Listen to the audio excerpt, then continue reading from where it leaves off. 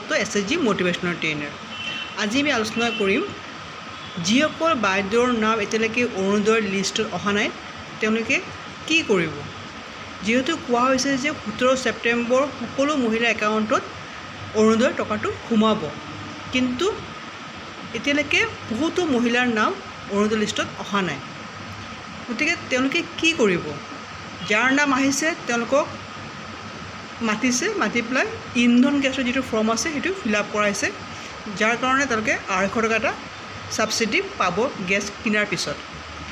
গতিকে যিসকল মহিলাই এতিয়ালৈকে পোৱা নাই বা যাক এতিয়ালৈকে ফোন কৰি কোৱা নাই যে আপোনাৰ নামটো আহিছে, তেনে ক্ষেত্ৰত আপুনি কি কৰিব? এতিয়া আকৌ নতুনকৈ মুখ্যমন্ত্ৰী ডাঙৰীয়াই কৈছে যে যিসকল মহিলাৰ নাম অৰুণোদয় লিষ্টত এতিয়ালৈকে অহা নাই তেওঁলোকে আৰু এটা ফৰ্ম ফিল আপ কৰিব লাগিব। সেই ফৰ্মটো ফিল আপ কৰি আপুনি ডাইৰেক্ট মিউনিচিপালিটি বা পঞ্চায়ত অফিচত জমা কৰিলে আপোনাৰ নামটো তেওঁলোকে সোমাই দিব অৰুণোদয় লিষ্টত।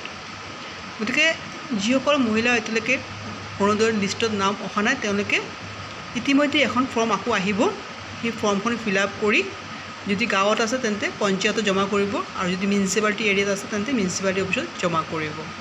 সেই ফৰ্মৰ থ্ৰুদি আপোনালোকৰ নামটো ডাইৰেক্টলি অৰুণোদয় লিষ্টত সোমাই যাব। কাৰণ মুখ্যমন্ত্ৰীগৰাকীয়ে কৈছে যে যিসকল মহিলাৰ ৰেচন কাৰ্ড আছে, যাৰ নামত ৰেচন কাৰ্ড আছে, সেই প্ৰতিগৰাকী মহিলাই অৰুণোদয় লাভ কৰিব। কিবা কাৰণত যদি নাম অহা নাই, চিন্তা কৰিবলগীয়া কাৰণ নাই, তেওঁলোকে আকৌ এটা ফৰ্ম ফিল আপ কৰি তেতিয়া ডাইৰেক্ট আপোনালোকৰ নামটো সোমাই দিব। গতিকে যদি আপোনাৰ নাম অহা নাই তেন্তে আপোনালোকে অলপ ধৈৰ্য ধৰক, ভয় নাখাব, ফৰ্মটো আহিব।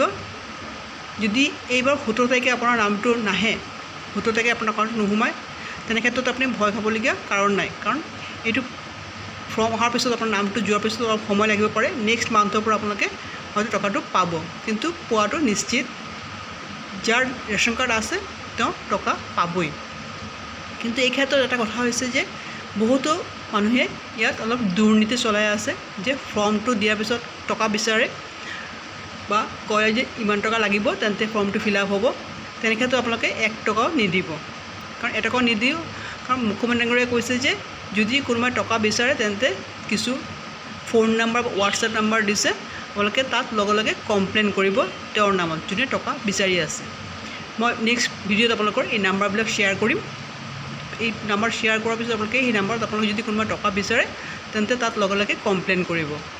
গতিকে টকা নিদি পেলাই আপোনালোকে অৰুণোদয় লাভ কৰিব চেষ্টা কৰক, ভয় নাখাব, অৰুণোদয় আপোনালোকে পাবই। গতিকে কাৰোবাৰ কথাত টকা দি পেলাই ফৰ্মবিলাক ফিল আপ নকৰিব।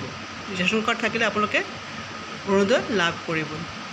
গতিকে ভয় নাখাব, অলপ ধৈৰ্য ধৰক। যদি লিষ্টত 17 তাৰিখলৈকে আপোনালোকৰ নামটো নাহে তেনে ক্ষেত্ৰত আকৌ এখন ফৰ্ম ফিল আপ কৰি আপোনালোকে অৰুণোদয় লাভ কৰিব পাৰিব। যদি ভিডিঅ'টো ভাল লাগে লাইক শ্বেয়াৰ কৰিব, ছাবস্ক্ৰাইব কৰিব। ধন্যবাদ।